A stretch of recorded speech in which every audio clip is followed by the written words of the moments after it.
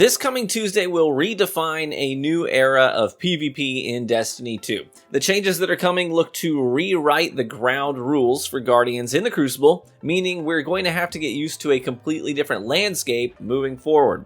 Now, Bungie has dropped a couple of lengthy blog posts detailing lots of numbers, percentages, graphs, and thorough breakdowns of their goals and observations. But for many of you, myself included, sometimes the more words we see, the more confused we get. And there have been lots of videos posted since then, even further analyzing those graphs and percentages. But this video is intended to take a different approach, and instead of breaking down all the nitty-gritty details, I'm just going to take all the info we received and summarize it in a way that should hopefully make sense to all of us and make it a little less daunting going into PvP next week. So the goal here is to give you a basic understanding of what's changing and how that affects you. Let's get into it. First, let me sum up the total vision for these changes. Basically, Bungie realizes that players both understand and play the game better than they used to, right? We know how the game works now. We know how to kill players quickly and what weapons are most efficient. But not only that, we know the easiest ways to kill players, the ways that don't require a lot of accuracy, precision, high skill maneuvers. There are lots of quote-unquote cheesy ways to get kills in this game, leveraging abilities and body shots and high aim assist weapon types. Originally, that was okay. They wanted the game to be approachable for all skill levels, but we got better. And since we got better, the game needs to get harder. Pulling off those optimal TTKs needs to be something that is a little harder earned than it currently is. So the goal here is not to slow down those optimal TTKs or to slow down your gameplay really. The goal is just to make it harder to achieve optimal kills. And the way they do that is by making headshots matter more. And in order to make the math work out and give themselves more play with the numbers, they had to increase the total health of players by 30 hit points. I know that's already going to throw people off a bit, but here's an easier way to think about it. Imagine you have a stereo in your living room, and right now, it only has 3 settings. You've got silent, moderate, and very loud. The problem with that is that you want to be able to set volumes that are, more varied than that. You want maybe slightly above average. Maybe you want loud but not too loud. Maybe you just want to whisper as you're trying to fall asleep, etc. Well, you're going to need to get a stereo that has more volume settings, easy enough. That's what Bungie is doing with the player health. They want to be able to more finely tune damage numbers and their effect on an engagement. So they needed more health tiers. Instead of working with decimals and weird fractions and numbers and rounding, it's easier to just increase player health and go from there. Don't worry, your precision damage is increasing as well to compensate for this, but your abilities aren't going to be as potent. They won't have as much of an effect on the gunfight as they currently do. Right now, if you get hit by all 3 threadlings from a grenade, you are an easy cleanup with very little health to your name, and no shot of winning a primary duel with your attacker at that point. But moving forward, you'll still be able to tank, a couple of hand cannon shots after that grenade tags you before going down. So essentially, abilities won't lead to as many easy cleanups. While we're on the topic of abilities, Bungie wants more of an emphasis on primary weapon usage. Part of that goal means reeling in our ability uptime. Now they're doing that by reducing our ability cooldown rates. In other words, our abilities won't recharge as quickly as they do now, by 15%. So if you had a grenade that usually cools down in 30 seconds, now it will cool down in 34.5 seconds instead. So another 4.5 seconds tagged on. Not a huge dramatic change, but a change nonetheless.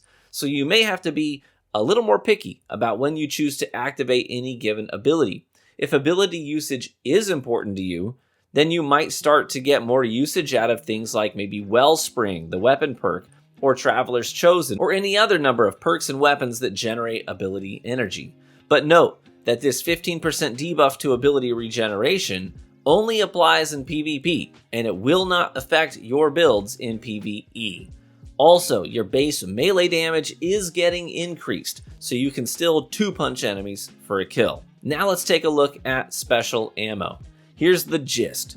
You're going to start every match, just like you do right now, with 2 kills worth of special ammo. So that's 2 sniper rounds, 2 shotgun shells or slugs, etc. That goes for quick play, that goes for trials, whatever. And you will keep that ammo if you die before you use it.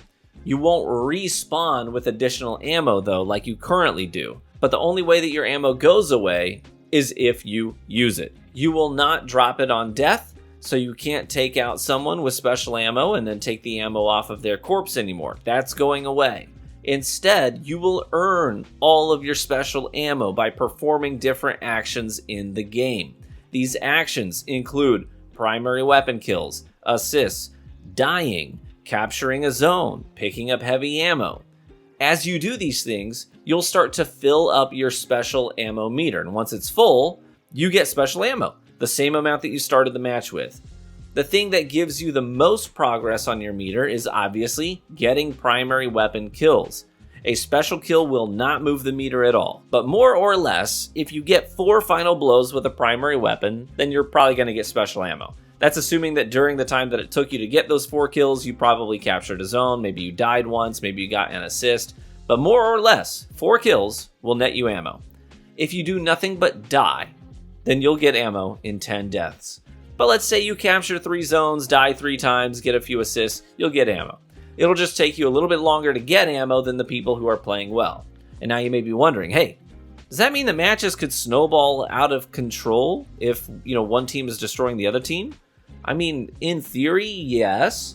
You may see mercy rules kick in a little faster. If one team is doing lots of primary weapon slaying and controlling the zones and they've got you pinned in, they'll have green ammo to kill you with, but you won't have green ammo to defend yourself with. We'll have to wait and see how this feels, but chances are pretty good that the mercy rule will not be much different than it is right now.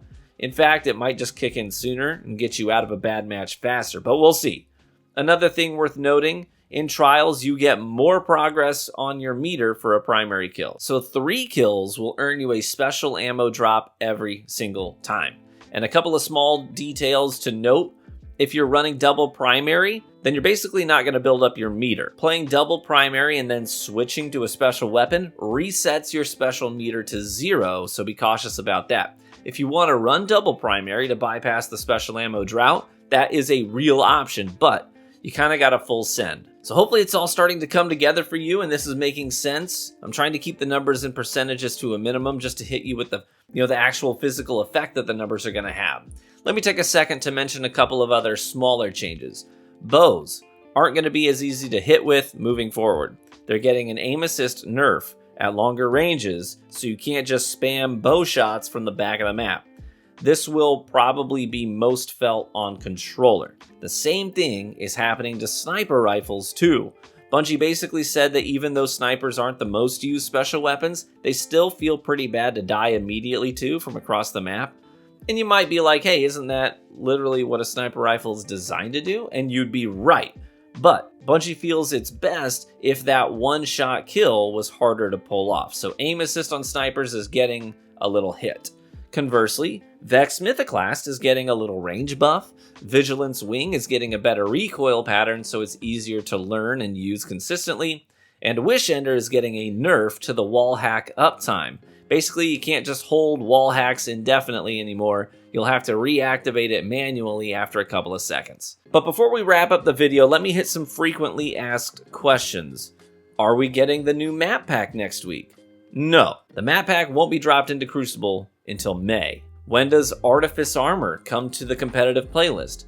That's coming next week, so you'll be able to grind your rank up to the point where Artifice Armor can drop, and it will be some of the old Crucible armor from back in D2 Year 1. It's pretty cool. Are there going to be any Trials changes?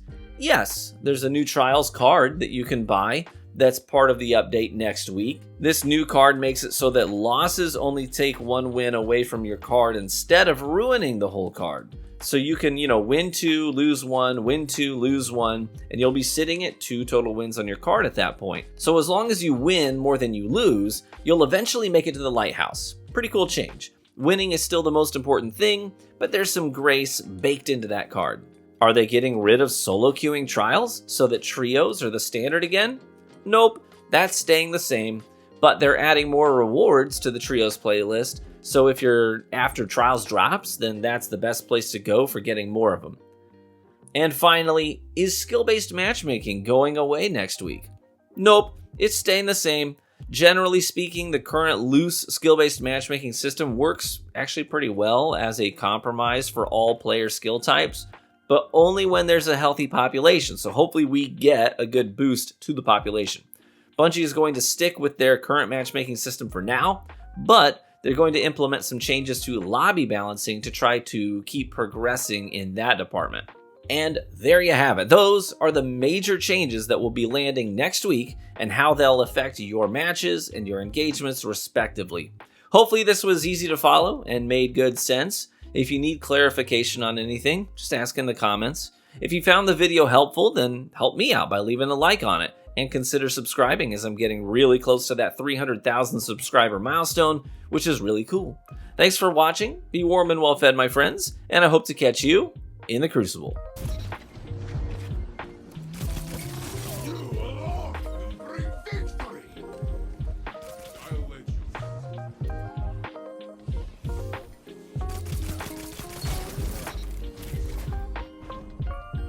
The enemy team has fallen.